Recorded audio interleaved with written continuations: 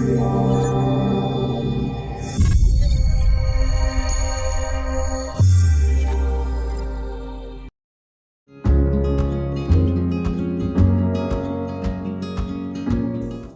there, this is Christian with RepairPricer.com. We're just going to give you a quick tutorial today on how to read our reports, whether this is the first time seeing one or you just need a quick refresher.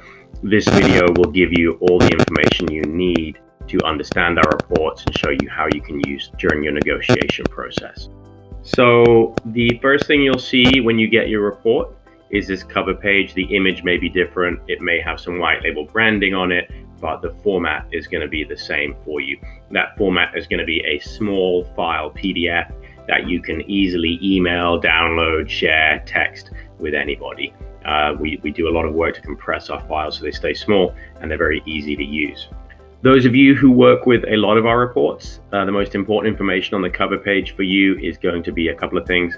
One, where it says sample report right here, that will be the address of the property.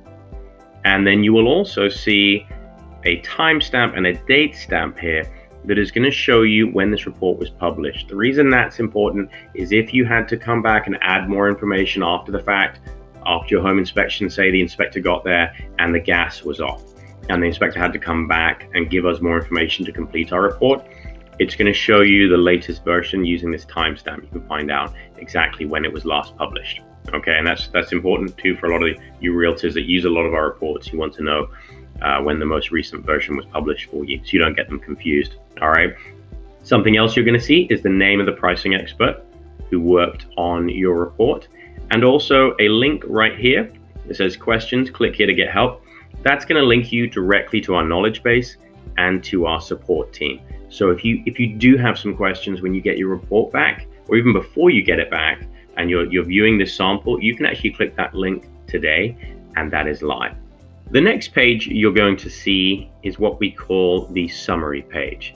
This is just a very quick overview of your report if you don't want to get too granular and look at individual items, or if there were major areas of concern, it's going to rank those areas by contractor type. So for instance, this sample report, it looks like the electrical system had more issues than anything else. So it's going to show that to you, just in case you do want to bring somebody else out to the property and look at these major items. It's going to let you make that decision and see which areas need the most investigation. Okay, it's also going to show you something called the whole home estimate. Now, this is important that you understand how this works.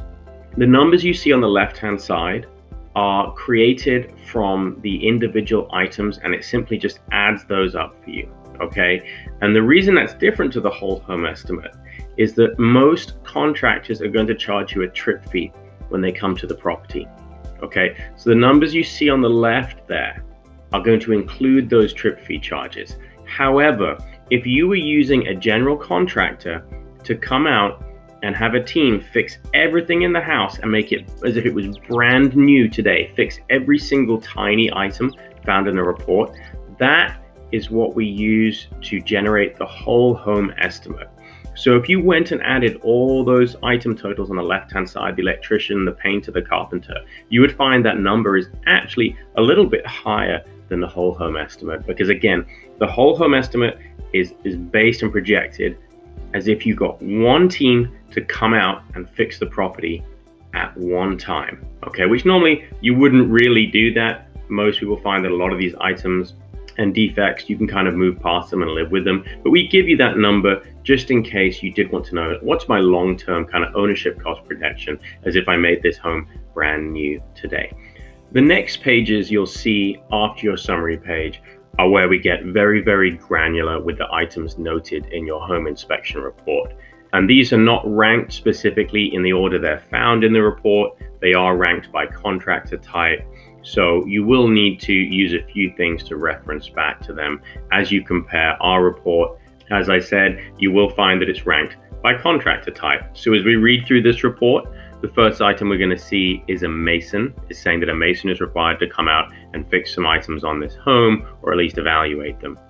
What you will also notice is we actually bring in the original comments from the home inspector. Okay, that is one thing that makes it very easy to relate back to your report. So this says some areas on the exterior brick cladding need to be repointed to prevent water and insect intrusion. It's also going to reference the page number for you. Okay, that is the page number from your original inspection report. So if you were looking for this item, you would go to page 8. You would look for the comment that says some areas on the exterior brick cladding need to be repointed to prevent water and insect intrusion. And aside from that, we're also going to note the action required to do the repair and the projected cost for that based on the information in your inspection report, based on the pictures provided, and based on any other information we can find about the home. For instance, satellite images, Google Street View images, MLS photos, anything else we can do to get a really accurate estimate for you. What you will see is that we go through and add every single item found in your report, and we also provide you a very simple subtotal for each contractor type. That is the same number you would see on the summary page on the left-hand side. Okay, and these are for people who really, you have specific things you're concerned about. There were items that maybe you, your agent, or the inspector brought up that you were very, very concerned about. You can come here, dig down and find out, is this something that's going to cost a lot to fix? Or is this something that, maybe you could deal with or have fixed after you move into the home? And finally, after you're done reviewing all the individual items, you will get to the back page of your report. The reason there is a back page in the report is so you know that you've reached the end of the report, that there are no further pages that need attention from you. So if you get to this back page, again with white labeled reports, it may look slightly different, but it will be a solid color. It has the information about Repair Pricer on it, and it will also have, again, that link to customer support. I really hope this was useful to you in understanding your report and learning exactly about how Repair Pricer works. Again, if you do have any questions, you want to talk to somebody, you need to find out more information. If you have a report or this sample, you can click this link, questions, click here to get help, or simply email support@repairpricer.com or visit repairpricer.com/support.